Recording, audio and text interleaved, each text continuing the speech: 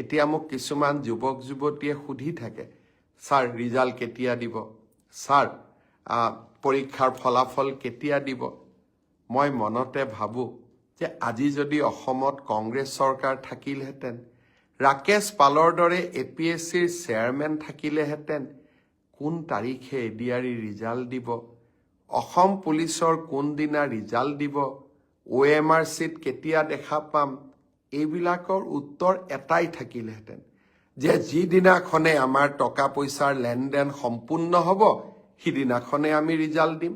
এইটোৱে কংগ্ৰেছ চৰকাৰ যদি অসমত থাকিলেহেঁতেন আজি সকলোৱে এই এটাই উত্তৰ লাভ কৰিলেহেঁতেন।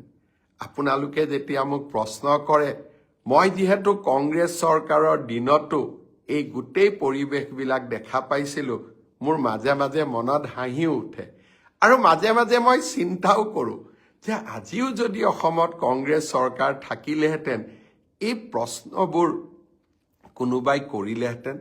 কিন্তু এই প্ৰশ্নবোৰৰ উত্তৰ দি মই ভাল পাওঁ, কাৰণ আপোনালোকৰ যিমানেই মই প্ৰশ্নৰ উত্তৰ দিব পাৰোঁ সিমানেই অসমৰ নতুন প্ৰজন্মৰ মাজত বিশ্বাস আহে যে আমি স্বচ্ছতাৰ মাজেৰে কাম কৰিছোঁ।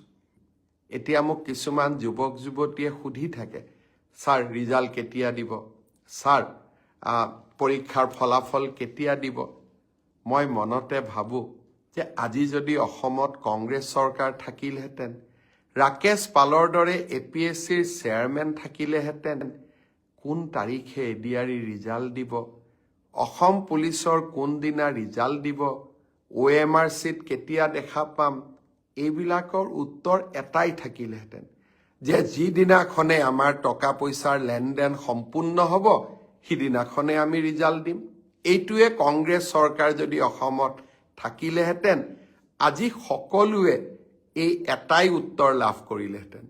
আপোনালোকে যেতিয়া মোক প্ৰশ্ন কৰে, মই যিহেতু কংগ্ৰেছ চৰকাৰৰ দিনতো এই গোটেই পৰিৱেশবিলাক দেখা পাইছিলোঁ, মোৰ মাজে মাজে মনত হাঁহিও উঠে আৰু মাজে মাজে মই চিন্তাও কৰোঁ যে আজিও যদি অসমত কংগ্ৰেছ চৰকাৰ থাকিলেহেঁতেন এই প্ৰশ্নবোৰ কোনোবাই কৰিলেহেঁতেন।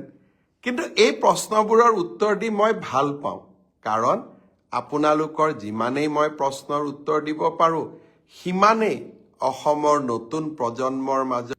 এতিয়া মোক কিছুমান যুৱক যুৱতীয়ে সুধি থাকে, ছাৰ ৰিজাল্ট কেতিয়া দিব, ছাৰ পৰীক্ষাৰ ফলাফল কেতিয়া দিব।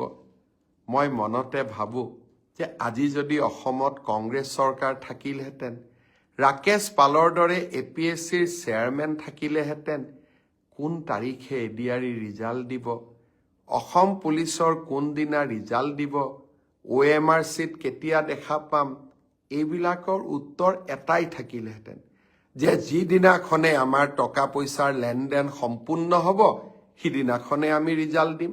এইটোৱে কংগ্ৰেছ চৰকাৰ যদি অসমত থাকিলেহেঁতেন আজি সকলোৱে এই এটাই উত্তৰ লাভ কৰিলেহেঁতেন। আপোনালোকে যেতিয়া মোক প্ৰশ্ন কৰে, মই যিহেতু কংগ্ৰেছ চৰকাৰৰ দিনতো এই গোটেই পৰিৱেশবিলাক দেখা পাইছিলোঁ, মোৰ মাজে মাজে মনত হাঁহিও উঠে আৰু মাজে মাজে মই চিন্তাও কৰোঁ যে আজিও যদি অসমত কংগ্ৰেছ চৰকাৰ থাকিলেহেঁতেন এই প্ৰশ্নবোৰ কোনোবাই কৰিলেহেঁতেন। কিন্তু এই প্ৰশ্নবোৰৰ উত্তৰ দি মই ভাল পাওঁ, কাৰণ আপোনালোকৰ যিমানেই মই প্ৰশ্নৰ উত্তৰ দিব পাৰোঁ সিমানেই অসমৰ নতুন প্ৰজন্মৰ মাজত বিশ্বাস আহে যে আমি স্বচ্ছতাৰ মাজেৰে কাম